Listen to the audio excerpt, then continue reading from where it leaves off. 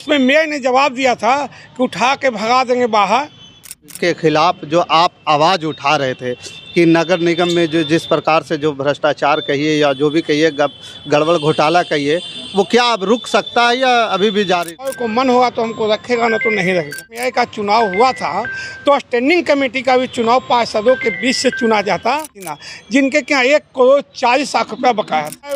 महापौर उप महापौर का पुतला नहीं फूके, मेरी पुतला जलाई गई। चिट्ठी से नहीं देना था, उसी चिट्ठी से इन्होंने दे रहा था, तो हमने इसको बोर्ड में उठाया। सालों से नगर निगम के कनीय अभियंता रखे हुए थे और करोड़ रुपया था। पवन चंचल और आप देखना शुरू कर चुके हैं जनजोश न्यूज़। देखिए, आज जो मेरी मौजूदगी है गया में है और गया जिला के गया शहर में है और गया नगर निगम के पास है। यहीं से 10 कदम की दूरी पे नगर निगम के कार्यालय भी है और यहाँ पे बगल में कलेक्ट्रेट ऑफिस है, केदारनाथ मार्केट है। और यहाँ पे मेरे साथ जो शख्स मौजूद हैं नगर निगम के सदस्य हैं और ये जो है स्टैंडिंग कमेटी के मेंबर रह चुके हैं। अभी फ़िलहाल जो है ताज़ा तरीन मामला है, ये कल इन्होंने इस्तीफ़ा दिया था, यानी कि 29 जनवरी 2025 को इन्होंने धर्मेंद्र कुमार जी इनका नाम है। और भ्रष्टाचार को देखते हुए, आम जन की कल्याण वाला काम ना होते हुए को देखते हुए इन्होंने पद से इस्तीफ़ा देना उचित समझा। और क्यों इन्होंने इस्तीफ़ा दिया, इसके पीछे का कारण क्या है, किस प्रकार की राजनीति चल रही है नगर निगम गया नगर निगम में, वो सारी चीज़ों पर आज हम चर्चा करेंगे। आइए मिलते हैं धर्मेंद्र जी। धर्मेंद्र जी, बहुत बहुत स्वागत है आपका जनजोश। नमस्कार। आपने सुना, जो हम लोग को पता चला कि आप जो है इस्तीफ़ा दे दिए स्टैंडिंग कमेटी से। स्टैंडिंग कमेटी में जाने के लिए लोग मारामारी करते हैं और आप इस्तीफ़ा दे दिए, इसके पीछे का कारण क्या है? मैं चौथा वार्ड का पार्षद हूँ। इसके पहले भी हम इस्तीफ़ा दे चुके हैं 2009 में। 29/30/1/2023 को सशक्त स्थायी समिति का सदस्य के रूप में मैंने शपथ लिया था। शपथ लेने के बाद हमारे यहाँ एक बैठक हुई। उस बैठक में हमारे द्वारा ये लाया गया कि नगर निगम कर्मचारियों एवं यहाँ के जनप्रतिनिधियों का काम सुचारू ढंग से चले। इसी बीच में एक मामला आ गया नगर निगम के अग्रिम राशि, जो करीब 20 सालों से नगर निगम के कनीय अभियंता रखे हुए थे और करोड़ रुपया था। तो हमने इसकी आवाज़ उठाई, नगर निगम के बोर्ड की बैठक में उठाई। उठाने के बाद बहुत लोगों को नागवार गुजरा। उसमें कुछ लोग तो रिटायर कर गए, तो 9 करोड़ रुपया बकाया था उन लोगों के पास। तो कुछ में उसमें 3-4 इंजीनियर हाई फाई में रिटायर कर गए।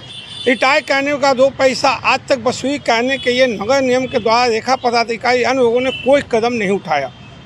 इसी बीच जब मामला और तह में गए तो पता चला कि गया नगर निगम में 2012 से ACP लोग दे रहे हैं। ACP नगर निकाय में लागू नहीं है, वित्त विभाग का आदेश है। ACP क्या होता है इसको? ACP होता है सुनिश्चित वेतन योजना। ये सुनिश्चित वेतन योजना नगर निकाय और शिक्षक कर्मचारियों पर लागू नहीं है, वित्त विभाग का चिट्ठी था। हम लोगों ने इसको जांच पड़ताल किया। इसी बीच में एक भारतीय जनता पार्टी के नेता ने हाई कोर्ट में इसका रिट किया था। तो हम बहुत इसको नज़दीक से देखा, तो मैंने देखा कि जब निगम में लागू नहीं है तो इन लोग दे कैसे रहा। तो जिस चिट्ठी से नहीं देना था उसी चिट्ठी से इन लोग दे रहा था। तो हमने इसको बोर्ड में उठाया। बोर्ड में उठाने के बाद अभिलाषा शर्मा ने, जो नगर आयुक्त थे, उन्होंने जांच किया। जांच करने के बाद उन्होंने सरकार से मार्गदर्शन मांगा। सरकार ने मार्गदर्शन दिया कि जो देंगे वो प्राधिकार जिम्मेवार होंगे, और उन्होंने सारे ACP पे लागू होने पे रोक दिया। इसी बीच कर्मचारियों को गुस्सा फूटा। उस समय नगर आयुक्त महापौर उप महापौर का पुतला नहीं फूके, मेरी पुतला जलाई गई। मतलब आप भ्रष्टाचार के खिलाफ जो है, जो चीज़ें गलत हो रहा है उसके आवाज़ उठाए तो आपके विरुद्ध पुतला फूका गया स्टैंडिंग कमेटी के मेंबर के खिलाफ। हाँ, मेरे खिलाफ पुतला फूका कर्मचारियों के द्वारा। ये कह के फूक कि भाई निगम में इनके द्वारा हमारा वेतन पेंशन पे रोक लगाया जाए। इसी बीच एक मामला आ गया। जब से तेज विकास प्राधिकार गया नगर निगम में आया था तो उसकी पेंशन हुआ नहीं थी।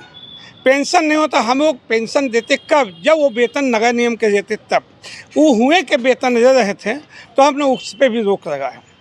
रोक लगाने के बाद कुछ लोगों ने नगर के खिलाफ भी, चूँकि मेरी बात को नगर ने मान रहे थे, पूर्व नगरायुक्त अभिलाषा शर्मा, तो उनके खिलाफ भी इन लोगों ने हटाने का प्रस्ताव पारित किया, जो कि सरकार ने उसको सही नहीं माना। अब पुनः अभिलाषा शर्मा को यहाँ पे नगरायुक्त में संशोधित किया। इसके बाद लगातार एक अभियंता थे हाई फ्लाई में, सरिंदर कुमार सिन्हा, जिनके क्या 1,40,00,000 रुपया बकाया था। इन लोगों ने बोर्ड ऑफ स्टैंडिंग से कहा कि इसको पास करके हम लोग भेजेंगे और पुनः इसको संविदा पे बहाल करेंगे। हमने इसका विरोध किया, सहमति तो नहीं थी, लेकिन सरकार के द्वारा हमने इसको जांच के दिया। सरकार ने इस पर कहा कि अगर इनके ऊपर आरोप है तो आप नहीं रख सकते हैं। तो लगातार चूँकि बिहार नगर पालिका अधिनियम में कुछ त्रुटि भी है। जब डायरेक्ट मेयर का चुनाव हुआ था तो स्टैंडिंग कमेटी का भी चुनाव पार्षदों के बीच से चुना जाता, ये पावर अभी तक महापौर के पास है। तो 2 साल के अंदर अगर हम मानते हैं महापौर को मन होगा तो हमको रखेगा, ना तो नहीं रखेगा। लेकिन हमें लग रहा था कि लगातार हम स्टैंडिंग में अपना पक्ष निगम अधिनियम के पक्ष रख रहे हैं, जनहित का मुद्दा रख रहे हैं, तो हमको लगा कि अब हम लोग से इन्हों इस्तीफा दे देंगे। उन्हें मैंने स्वयं इस्तीफा चूँकि 2 साल का 1 दिन पहले मैंने निगम बोर्ड में दे दिया। तो देखिए, आपको ये लग रहा है कि आपको इस्तीफा देने से ये जो सारी चीज़ें के खिलाफ जो आप आवाज़ उठा रहे थे कि नगर निगम में जो जिस प्रकार से जो भ्रष्टाचार कहिए या जो भी कहिए, गड़बड़ घोटाला कहिए, वो क्या अब रुक सकता है या अभी भी जारी रहेगा? देखिए, जांच का विषय है। और मैं एक ज़रूर कहना चाहूँगा कि जो भी होगा, बिना स्टैंडिंग का, बिना पद का भी मैं जनहित में के मुद्दा एवं भ्रष्टाचार के मुद्दा को उठाते रहूँगा। ऐसा नहीं है कि जब स्टैंडिंग में रहेंगे भी तभी किसी मुद्दा को उठाऊँगा। एक आम जनता भी चाहेगा इसको उठा सकता है, ऐसा कोई भारी बात नहीं है। नहीं, अब ये जो मेयर हो गया, डिप्टी मेयर हो गया, ये सारे लोगों का क्या, उन लोगों का क्या रिप्लाई हुआ जब आप इस्तीफा दिए? तो चूँकि आप उनके एक अभिन्न अंग थे तो उनका भी कोई रिएक्शन तो आया ही होगा।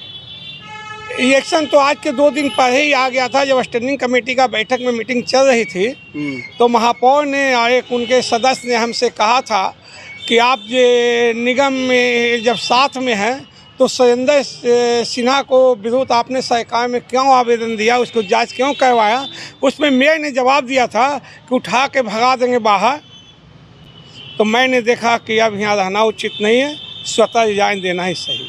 मतलब ऐसा लगा कि जो हम आवाज़ उठा रहे हैं उसके खिलाफ हमारे मेयर भी लोग जा रहे हैं। हाँ, तो मेयर और डिप्टी मेयर तो एक दलित समाज से आते हैं, ये लोग लगातार जो है अखबारों में, समाचारों में लगातार छाए भी रहे हैं, कभी सब्जी बेचने को लेकर के, तो कभी जो है सफाई कर्मी को नाम के लेकर के, इन तरह के जो है लगातार जो है इनका जो है प्रचार प्रसार होते रहा है, लोगों के बीच ये मैसेज जाते रहा है।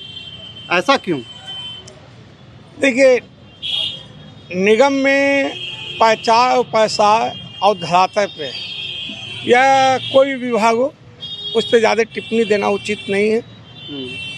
क्योंकि प्रसार चूँकि नेता है तो करेगा ही। ये तो आम जनता जो डायरेक्ट कुछ दिन पहले चुनाव जो आम जनता के द्वारा वोट से चुना गया है, उसके खिलाफ टीका टिप्पणी नहीं करना है। लेकिन आने वाला समय में जब दोबारा ये जनता के पास जाएंगे तब जनता इनसे पूछेगी। नहीं, इसलिए मैं बोल रहा हूँ, कुछ दिन पहले डिप्टी मेयर जो है सब्जी बेचने को लेकर के मजबूर हो गई, बोल रहे थे कि हम सब्जी बेचेंगे। ये खबर बहुत वायरल हुआ था। देखिए, उनका ये सियासी ड्रामा था या फिर क्या? देखिए, ये उनका पर्सनल मामला था और चूँकि इस बिंदु पे नहीं कहना श्रेयस्कर होगा। चूँकि जो डिप्टी मेयर बनी है तो डिप्टी मेयर का जो सुविधा वगैरह मिलना चाहिए था वो सुविधा नहीं है। उस समय भी अधिकारियों के लेकर के बातें निकल करके आई थी उसमें। देखिए, उस पर ज़्यादा टिप्पणी देना उचित नहीं है, क्योंकि वो डिप्टी मेयर का पर्सनल मामला था। क्यों सब्जी बेची, क्यों नहीं बेची, उनका ही पर्सनल मामला था। मैं ये जानना चाह रहा हूँ कि मत से है 9 है मेंबर है ना, 9 मेंबर है तो उसमें 1 गया तो 8, तो 4 आदमी भी उसको पास कर सकता है, 5 आदमी भी पास कर सकता है। कि जब लोकसभा और विधानसभा में डायरेक्ट प्रधानमंत्री का चुनाव नहीं होता, निगम में अगर प्रधानमंत्री का चुनाव हुआ मैंने निगम में मेयर का चुनाव हुआ तो वहाँ के मंत्री का चुनने का राइट वार्ड पार्षदों को देना चाहिए, और नहीं तो आने वाले समय में जो महापौर के पास ये पावर रहेंगे पूरे बिहार के, वो आने वाला दिन निगम नहीं चल पाएगा। तो अभी आप ये कहना,